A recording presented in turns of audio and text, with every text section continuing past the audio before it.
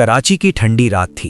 समुद्र की लहरें किनारे से टकरा रही थीं और शहर की चमकती रोशनी के बीच एक काली मर्सिडीज तेजी से सड़क पर दौड़ रही थी। उस कार के अंदर बैठा था अयान खान, 24 साल का एक ऐसा लड़का जिसके पास सब कुछ था, लेकिन फिर भी वो कुछ ढूंढ रहा था जो पैसे से नहीं खरीदा जा सकता। उसकी आंखों में एक अजीब सी शांति थी, लेकिन आज उस शांति के पीछे एक बड़ा फैसला छुपा था। वो एक ऐसा कदम उठाने जा रहा था जो किसी भी अमीर इंसान के लिए पागलपन जैसा होता। वो घर जमाई बनने जा रहा था। ड्राइवर ने हल्के डर के साथ मिरर से उसे देखा और पूछा, सर आप सच में ये करने जा रहे हैं? अयान ने खिड़की के बाहर देखते हुए हल्की सी मुस्कान दी और कहा, जिंदगी में असली मजा वही है जहां रिस्क हो। उसके लिए ये कोई मजबूरी नहीं थी, ये एक चॉइस थी, एक टेस्ट था। अयान कोई आम लड़का नहीं था, वो खान ग्रुप ऑफ इंडस्ट्रीज का असली मालिक था। एक ऐसा नाम जो बिजनेस दुनिया में पावर और रिस्पेक्ट का सिंबल था, लेकिन उसने अपनी पहचान दुनिया से छुपा रखी थी। उसे लोगों को उनके असली रूप में देखना पसंद था, बिना पैसे के इन्फ्लुएंस के। कुछ दिन पहले उसकी मुलाकात हुई थी जोया अहमद से, एक सिंपल हिजाब पहनने वाली लड़की जिसकी आंखों में सच्चाई थी और एटीट्यूड में एक अलग ही कॉन्फिडेंस। वो किसी भी अमीर लड़की जैसी नहीं थी, उसमें दिखावा नहीं था, और शायद यही बात अयान को उसकी तरफ खींच लाई थी। जोया के अब्बू हाजी करीम अहमद एक इज्जतदार इंसान थे, लेकिन फाइनेंशियल स्ट्रगल से गुजर रहे थे। जब अयान ने निकाह की बात की तो उन्होंने सीधा उसकी आंखों में देखते हुए एक शर्त रख दी, अगर तुम मेरी बेटी से निकाह करना चाहते हो तो तुम्हें मेरे घर में घर जमाई बनकर रहना होगा। ये सुनकर कोई भी अमीर लड़का पीछे हट जाता, लेकिन अयान ने बिना एक सेकंड सोचे हाँ कह दिया। उसके लिए ये इंसल्ट नहीं था, ये एक चैलेंज था।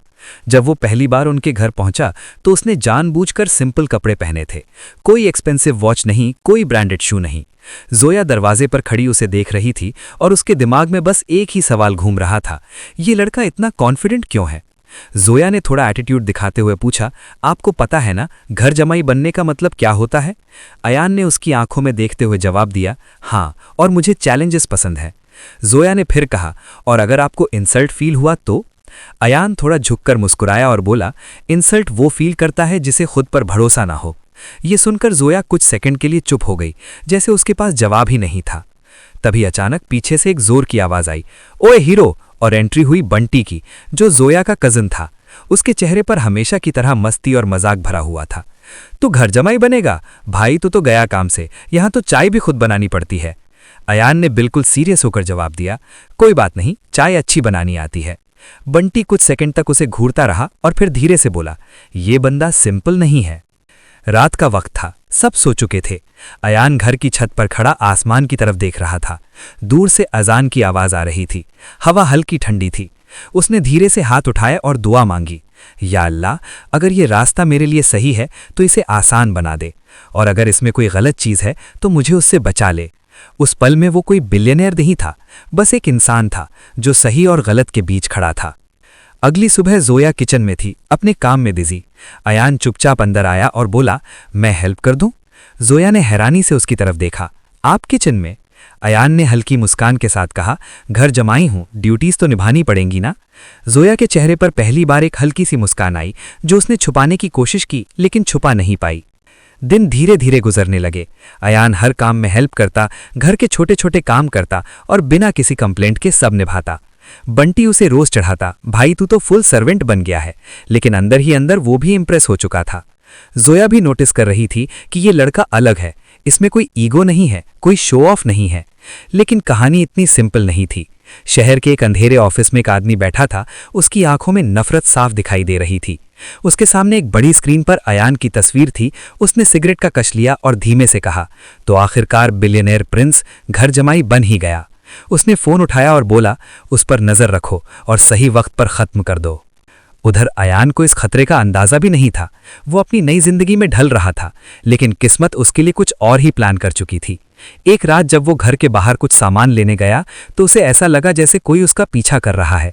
उसने पीछे मुड़कर देखा, लेकिन वहां कोई नहीं था।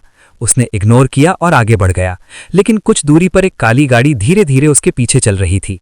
जैसे ही अयान एक सुनसान गली में पहुंचा, अचानक गाड़ी उसके सामने आकर रुकी। 4 आदमी बाहर निकले, उनके हाथों में हथियार थे।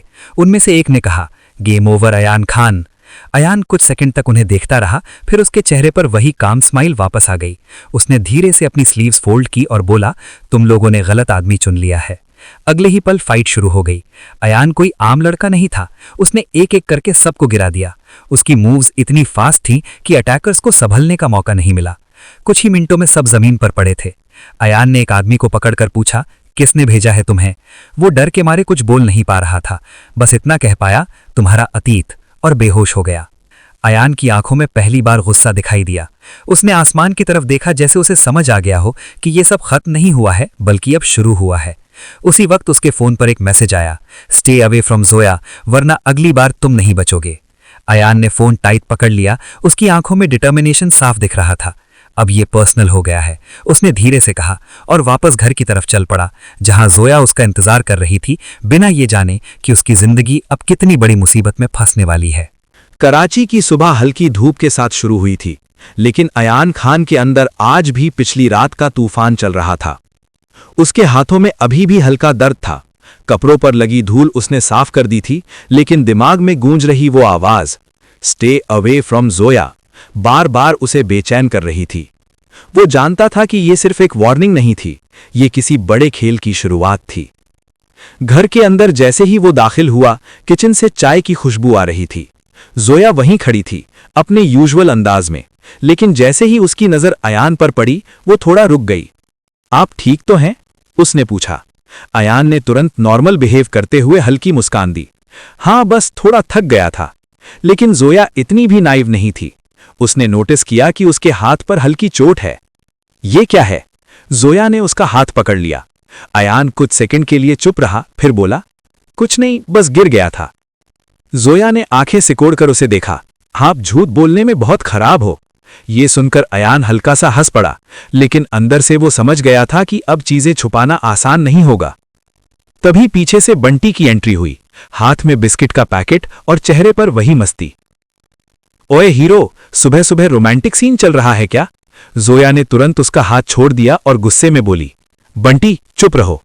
बंटी ने अयान की तरफ देखते हुए आंख मारी। भाई तू तो आगे निकल गया। दिन धीरे धीरे नॉर्मल दिखने लगा, लेकिन अयान हर आवाज, हर हरकत पर नजर रख रहा था। उसे लग रहा था कि कोई उसे देख रहा है, कोई हर वक्त उसके आसपास है। वो अब सिर्फ घर जमाई नहीं था, वो एक टारगेट बन चुका था।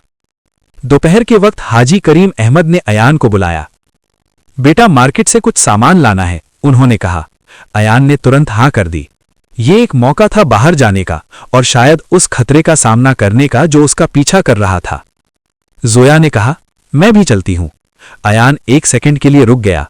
वो उसे खतरे में नहीं डालना चाहता था, लेकिन मना भी नहीं कर सकता था। ठीक है, उसने कहा।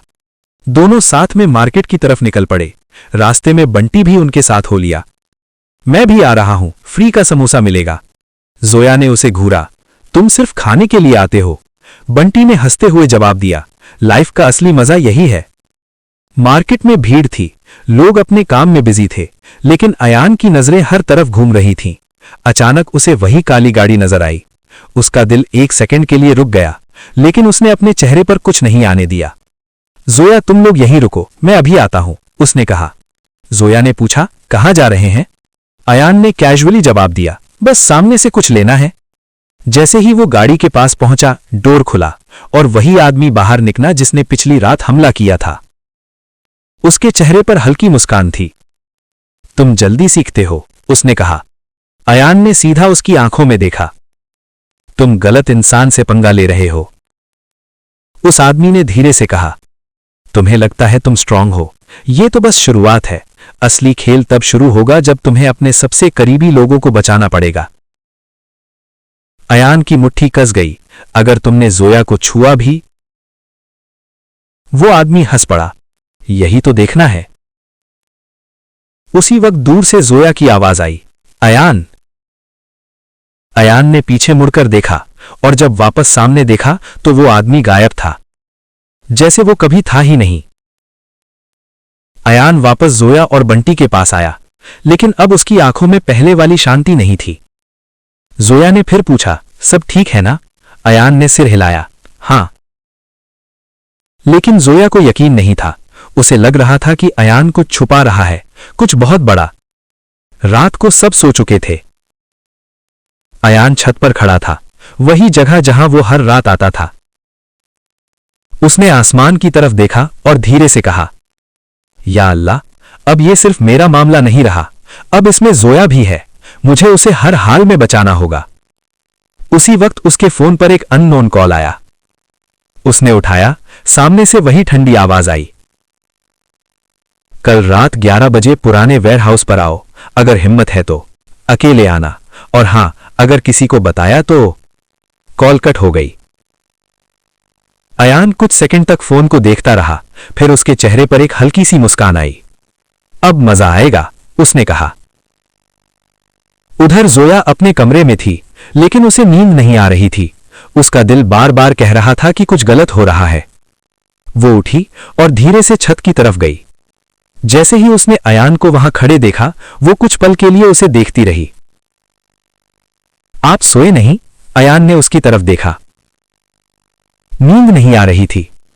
जोया कुछ सेकंड चुप रही, फिर बोली, आप मुझसे कुछ छुपा रहे हैं ना? अयान ने उसकी आंखों में देखा और पहली बार उसे लगा कि शायद वो इस लड़की से झूठ नहीं बोल सकता। लेकिन फिर उसने खुद को रोका और बोला, नहीं, सब ठीक है। जोया ने धीरे से कहा, अगर आप मुझ पर भरोसा नहीं करेंगे तो ये रिश्ता कैसे चलेगा? ये सुनकर अयान के अंदर कुछ हिल गया। उसने धीरे से कहा, मैं तुम्हें खतरे में नहीं डालना चाहता। जोया चौंक गई। मतलब सच में कुछ है? अयान ने कुछ नहीं कहा, बस चुप रहा। वही उसकी हां थी। जोया ने उसकी तरफ एक कदम बढ़ाया और कहा, तो फिर मैं भी पीछे नहीं हटूंगी। अयान ने तुरंत मना किया, नहीं, तुम इसमें नहीं पड़ोगी। जोया ने गुस्से में कहा, मैं कोई कमजोर नहीं हूं, और अगर ये मेरी जिंदगी से जुड़ा है तो मुझे जानने का हक है। दोनों के बीच एक अजीब सा साइलेंस छा गया। यह सिर्फ एक लड़ाई नहीं थी, यह ट्रस्ट की शुरुआत थी। दूर कहीं वही आदमी फिर से स्क्रीन पर उन्हें देख रहा था। उसने धीमे से कहा, परफेक्ट, अब खेल और इंटरेस्टिंग होगा।